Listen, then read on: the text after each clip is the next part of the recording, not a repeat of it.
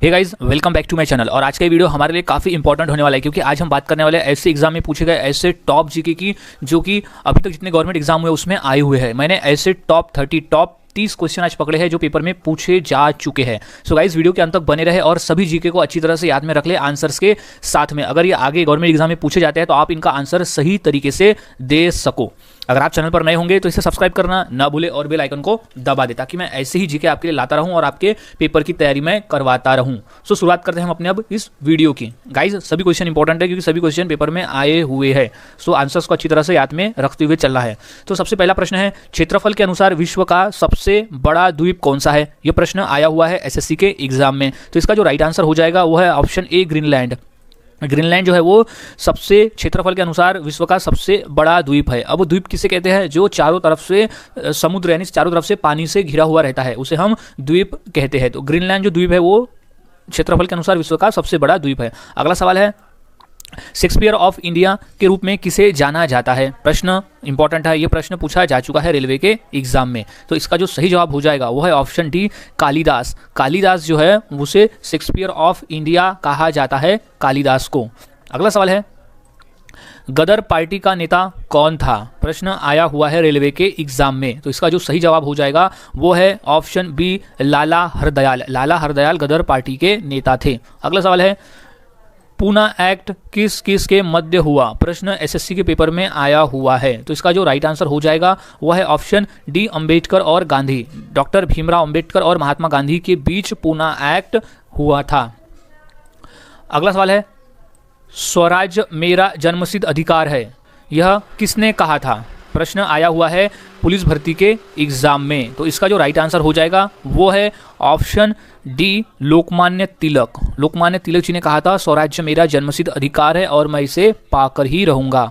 अगला सवाल है, जन गण मन कब और कहां पर सर्वप्रथम गाया गया था? प्रश्न आया हुआ है एसएससी और यूपी पुलिस भर्ती के एग्जाम में। तो इसका जो सही जवाब है वो है ऑप्शन डी, 1911 कलकत्ता में। 1911 कलकत्ता में जन गण मन यानी हमारा राष्ट्रगान गाया गया था पहली बार। अगला सवाल है, भारत का राष्ट्रपति बनने की योग्यता के लिए न्यूनतम आयु क्या है? प्रश्न आया हुआ है एमपीएससी के पेपर में और यह जो इसमें हुआ था यूपी पुलिस के एग्जाम में भी ये प्रश्न आया हुआ है। तो इसका जो सही जवाब है वो है ऑप्शन सी, 35 वर्ष। 35 वर्ष। अगर भारत देश में राष्ट्रपति बनना है तो उसके लिए जो न्यूनतम आयु होनी चाहिए वो होनी चाहिए 35 वर्ष। 35 वर्ष हमारे भारत देश में। अगला सवाल है, पंचायती राज की शुरुआत कब से हुई थी? प्रश्न आया हुआ है रेलवे के एग्जाम में। तो इसका जो सही जवाब हो जाएगा वो है ऑप्शन डी, 1959 में। 1959 में पंचायती राज की शुरुआत हुई थी, 1959 में।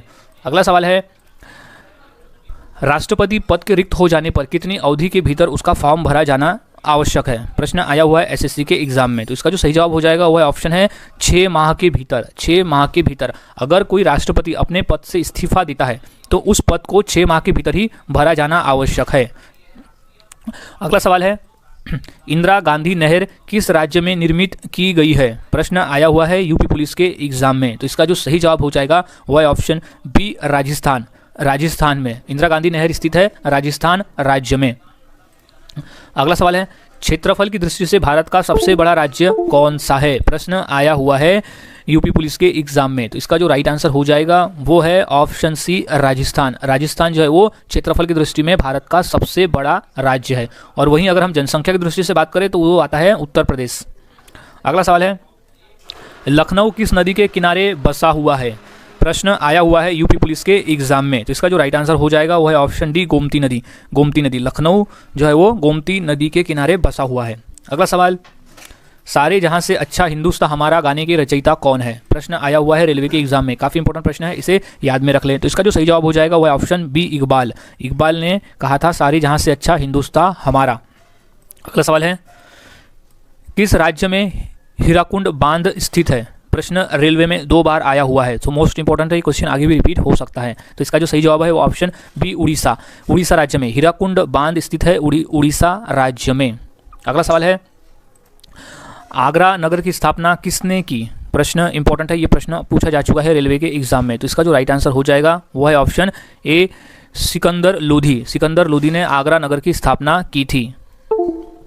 अगला सवाल है, पंचतंत्र किसने लिखा, यानी पंचतंत्र के लेखक कौन है। प्रश्न आया है एसएससी के एग्जाम में। तो इसका जो राइट आंसर हो जाएगा वो है ऑप्शन डी, विष्णु शर्मा। विष्णु शर्मा ने पंचतंत्र लिखा है, पंचतंत्र विष्णु शर्मा। अगला सवाल है, अजंता की गुफाएं कहाँ स्थित है। प्रश्न इंपॉर्टेंट है, ये प्रश्न यूपी पुलिस भर्ती में और रेलवे में 2 बार पूछा जा चुका है। तो इसका जो सही जवाब है वो है ऑप्शन डी, महाराष्ट्र। महाराष्ट्र राज्य के औरंगाबाद जिले में अजंता की गुफाएं स्थित है। प्रश्न ये भी पूछा जाता है कि अजंता की गुफाएं महाराष्ट्र के किस जिले में स्थित है, तो राज्य है महाराष्ट्र और जिला है औरंगाबाद। अगला सवाल है, रामकृष्ण मिशन की स्थापना किसने की। इंपॉर्टेंट है, ये प्रश्न 2 बार रेलवे में पूछा जा चुका है। तो इसका जो राइट आंसर हो जाएगा वो है ऑप्शन बी, स्वामी विवेकानंद। स्वामी विवेकानंद जी ने रामकृष्ण मिशन की स्थापना की थी।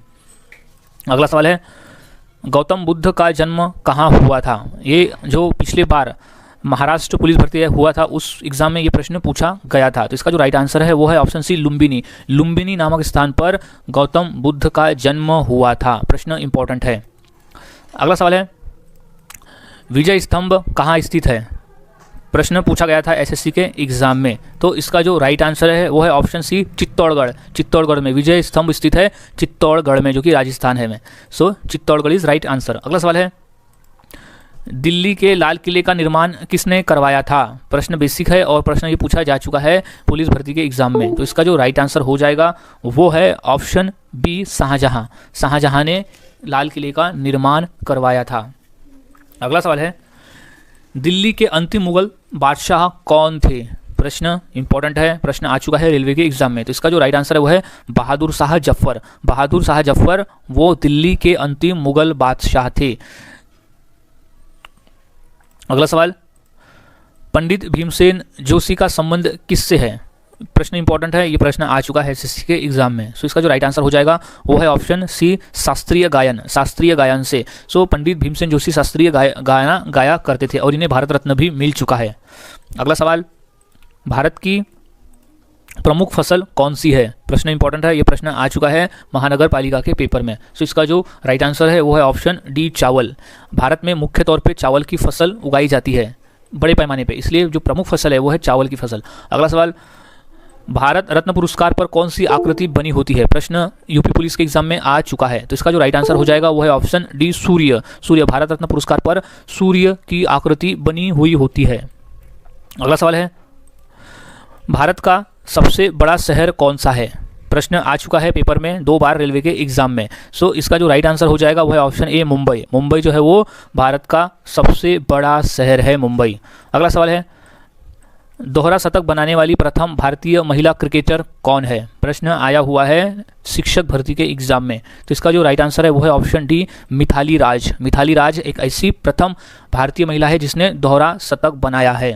सो Mithali Raj is right answer. अगला सवाल, मनुष्य के खून में कौन सा धातु पाया जाता है। प्रश्न इंपॉर्टेंट है, ये प्रश्न 2 बार रेलवे में आ चुका है। तो इसका जो राइट आंसर हो जाएगा वो है ऑप्शन डी, लोहा। लोहा नामक तत्व और वो धातु वो मनुष्य के खून में पाया जाता है। इस वजह से ही खून का रंग जो है वो लाल दिखाई पड़ता है, क्योंकि ये हीमोग्लोबिन का प्रमुख घटक है। अगला सवाल है, भारत के किस शहर को पिंक सिटी के नाम से भी जाना जाता है। प्रश्न आया हुआ है यूपी पुलिस के एग्जाम में। तो इसका राइट आंसर हो जाएगा ये है ऑप्शन डी, जयपुर। जयपुर को पिंक सिटी के नाम से भी जाना जाता है, गुलाबी शहर, जो कि राजस्थान में स्थित है। अगला सवाल है, राष्ट्रीय ध्वज तिरंगे के चक्र में कितनी तीलियां होती है। प्रश्न इंपॉर्टेंट है, प्रश्न पूछा जा चुका है रेलवे में। जिसका जो राइट आंसर है वो ऑप्शन सी, 24, 24 तीलियां होती है राष्ट्रीय ध्वज के तिरंगे में। जो अशोक चक्र उसमें लगा है उस चक्र में 24 तीलियां है। सो गाइज, आज हमने ऐसे टॉप 30 क्वेश्चन देखे, वो भी इंपॉर्टेंट जो पेपर में पूछे जा चुके हैं, चाहे वो कोई भी एग्जाम हो, कोई भी गवर्नमेंट एग्जाम हो, सभी क्वेश्चन उसमें पूछे जा चुके। सो ये क्वेश्चन रिपीट हो सकते हैं, तो सभी क्वेश्चन को अच्छी तरह से याद में रख ले ताकि आप आसानी से पेपर में सही आंसर दे सको। सो मिलता हूँ ऐसे ही नए जीके के साथ अगली वीडियो में। तब तक के लिए चैनल के साथ बने रहिए।